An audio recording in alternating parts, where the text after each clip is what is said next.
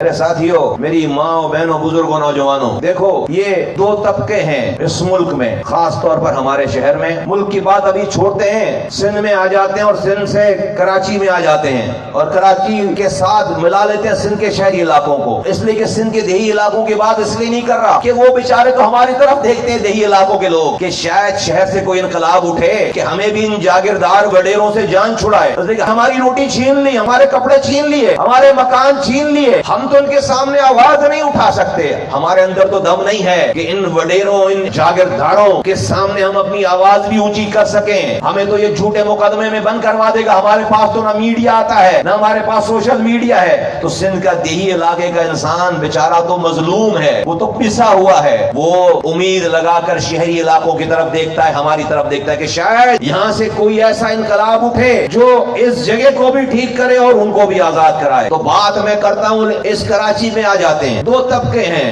ایک وہ جو ظلم کر رہا ہے اور ایک وہ جو ظلم سہ رہا ہے، ایک ظالم ہے اور ایک مظلوم ہے۔ ظالموں کو آواز لگانا اب میں سمجھتا ہوں کہ اپنی آپ آواز کو ضائع کریں گے، ظالموں کو آواز لگانا اپنا ٹائم ضائع کرنے کے مترادف ہے، اس لیے کہ ظالموں نے یہ بتا دیا کہ انہوں نے کسی کی آواز کو نہیں سننا، انہوں نے ٹھیک نہیں ہونا۔ تو میرا ظالموں کو خطاب نہیں ہے، اس لیے کہ وہ اپنے ظلم سے پیچھے ہٹنے والا نہیں، میں مخاطب ہوں مظلوموں سے جن کے اوپر ظلم ہو رہا ہے۔ ظالم تو اپنے ظلم میں کمیٹڈ ہے، اے مظلوموں تم اس ظلم کو ختم کرنے کے لیے، اس کو روکنے کے لیے تم پریکٹیکلی کیا کر رہے ہو، تم عملی طور پر کیا کر رہے ہو، تم اس ظلم کو کم کرنے کے لیے تم نے عملی طور پر کیا کیا ہے۔ میرا تو سوال مظلوموں سے ہے، یاد رکھو سارے مظلوموں کو آواز جن پر یہ ظلم ہو رہا ہے، یاد رکھو کہ ظالم نے بھی مرنا ہے، تم نے بھی مرنا ہے، میں نے بھی مرنا ہے، مظلوموں نے بھی مرنا ہے۔ یہ مت سمجھو ہے کورنگی والوں کہ تم یہاں سے لوڈ شیڈنگ خاموشی سے برداشت کر کے اپنے بچوں کو بھلکتا ہوا چھوڑ کر مر کر جاؤ گے تو قبر میں کوئی فرشتہ تمہارا انتظار کر رہا ہوگا جنت سے ہوا چلا کے تمہارے لیے کہ تم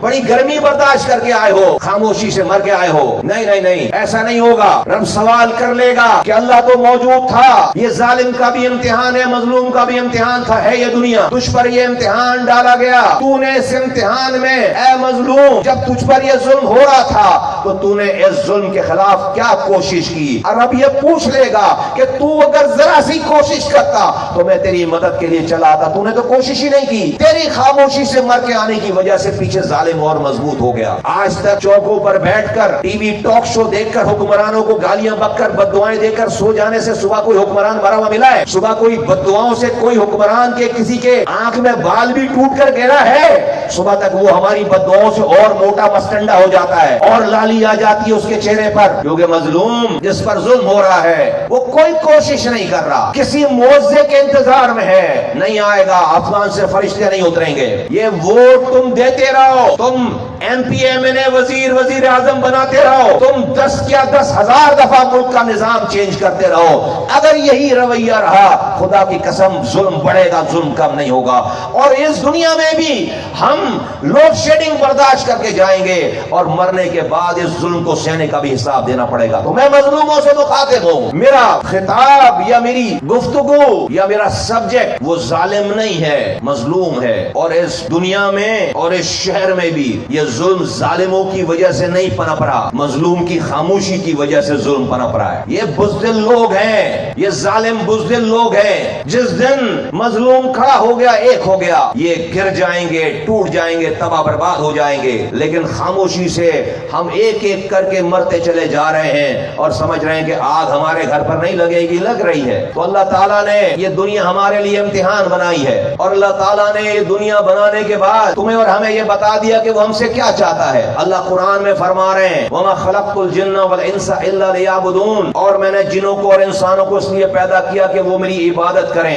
عبادت کے لفظی معنی، عبودیت ایک جملہ ہے، عبودیت سے نکلی ہے، اور عبودیت کے لفظی معنی اردو میں اس کو غلامی کے کہتے ہیں، غلامی۔ اللہ کہہ رہے ہیں کہ میں نے تمہیں پیدا اس لیے کیا ہے کہ تم میری غلامی میں آؤ، میری غلامی میں آؤ۔ غلام کون ہوتا ہے؟ نوکر اور غلام میں فرق ہے. نوکر وہ ہوتا ہے جس کی نوکری کے اوقات ہوتے ہیں, صبح 9 سے 5 بجے تک وہ کسی کا نوکر ہے. جو مالک کہے گا وہ بات ماننی ہے, اس کے بعد اس کی چھٹی ہو جاتی ہے, اس کے کچھ حقوق ہیں. لیکن غلام کی کوئی چھٹی نہیں ہے. وہ صبح دوپہر شام رات دن اگلے دن ہفتہ سال جب تک غلام ہے اس نے اپنے آقا کی بات ماننی ہے. تو اللہ کہہ رہے ہیں انسانوں کو بنانے کے بعد کہ میں نے تمہیں پیدا اس لیے کیا ہے کہ تم میری غلامی میں آؤ, اور اسی لیے غلامی کہی ہے بات کہ اگر صرف عبادت ہی کرانا مقصد ہوتا تو عبادت تو پورے 5 وقت کی نماز ٹوٹل 1 گھنٹے میں ساری نمازیں کور ہو جائیں. سال میں 1 مہینے کا روزہ ہے, سال میں 1 حج ہے, 1 دفعہ زکات دینا ہے. تو ہم تو جس چیز کو عبادت سمجھتے ہیں حج روزہ نماز زکات, وہ تو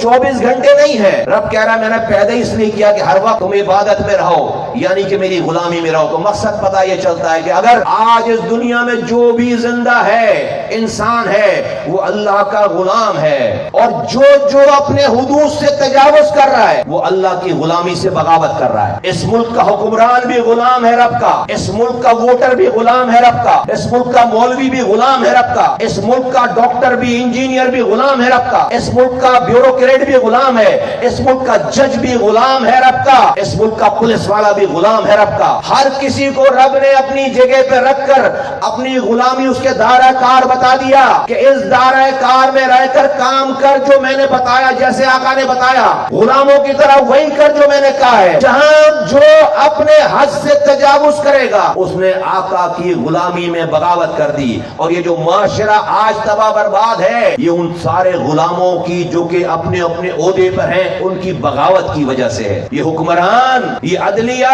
یہ بیوروکریسی, یہ پانی دینے کا ڈپارٹمنٹ, یہ بجلی دینے کا ڈپارٹمنٹ جس کو اللہ تعالیٰ نے عہدے دے رکھے ہیں, سب اپنی اپنی حدوں سے تجاوز کر رہے ہیں. پانی والے کو پانی دینے کا کام پہ لگایا, اس کو عزت دی, اس کو رتبہ دیا, اس کا امتحان اس پہ ہوگا. وہ پانی انہی لائنوں سے چوری کر کے ہائیڈرنٹ بنا کر بیچ رہا ہے, انہی رہائشی علاقوں سے پانی نکال کر وہ انڈسٹریلسٹ سے پیسے لے کر بیچ رہا ہے, بغاوت کر رہا ہے, رب سے بغاوت کر رہا ہے, معاشرہ خراب. تو اے کورنگی کے میرے ذمہ دارو, ہمیں جب رب جیت دے گا تو ہم بھی اگر اس بات کو نہیں سمجھیں گے کہ یہ جو عہدہ ہے ہمیں دیا گیا ہے یہ رب کی طرف سے امتحان ہے, ہم نے اگر اپنے اس عہدے اس دائرہ کار سے حد سے اگر تجاوز کیا, اگر ہم نے نافرمانی کی تو ہم رب کی بغاوت کریں گے اور معاشرہ تباہ برباد ہوگا جس طرح آج ہے. آج جو اس معاشرے کا حشر ہے, پینے کا پانی آ نہیں رہا, گٹر کا پانی گھر سے جا نہیں رہا باہر, یہ کوئی اپنے حد سے تجاوز کر رہا, اس کو مرنا یاد نہیں ہے, وہ بغاوت پہ اترا ہوا ہے, رب سے بغاوت پہ اترا ہوا ہے. تو اے میرے ساتھیوں, میری ماں بہنوں, اس مظلوم کو کچھ کرنا ہے, جس پر ظلم ہو رہا ہے اس کو کچھ کرنا ہے, اور اس لیے کرنا ہے کہ اس مظلوم اگر ہم خاموشی سے یہ ظلم سہ کر چلے گئے مر گئے تو ہم اللہ کے نافرمان ہوں گے, کیونکہ رب نے ظالم کو بھی امتحان میں ڈالا ہے اور مظلوم کو بھی امتحان میں ڈالا ہے. اگر ہم خاموشی سے ظلم سہ کر چھوڑ کر مر گئے تو ہم اللہ کے نافرمان ہوں گے, اللہ کے باغی کہلوائیں گے. عجیب سی بات ہے, ظلم بھی ہم پر ہوا, ہم باغی کیسے؟ اس لیے کہ رب نے جب ہمیں بنایا تو ہمیں بتا دیا کہ تمہیں بنا اس لیے رہے ہیں کہ تم میری غلامی کرو, اور غلامی کرنے والے غلام کو آقا نے کیا کہا ہے, پاور والے قرآن کو کہا ہے کہ تو ظرف پیدا کر اور انصاف کر, عدل کر, وہ نہیں کر رہا, بغاوت کر رہا ہے. اور مظلوم کو کیا کہا جس پہ ظلم ہو رہا ہے کہ جب تجھ پر ظلم ہو آقا کا حکم ہے, رب کا حکم ہے کہ تو اس ظلم کے خلاف کھڑا ہو. اگر وہ کھڑا نہیں ہو رہا, آقا کی نافرمانی کر رہا ہے, بغاوت کر رہا ہے, تو اس ظلم کو خاموشی سے سہنے والا رب کا باغی ہے, ظلم کرنے والا بھی رب کا باغی ہے, اور ظلم کو سہنے والا بھی رب کا باغی ہے.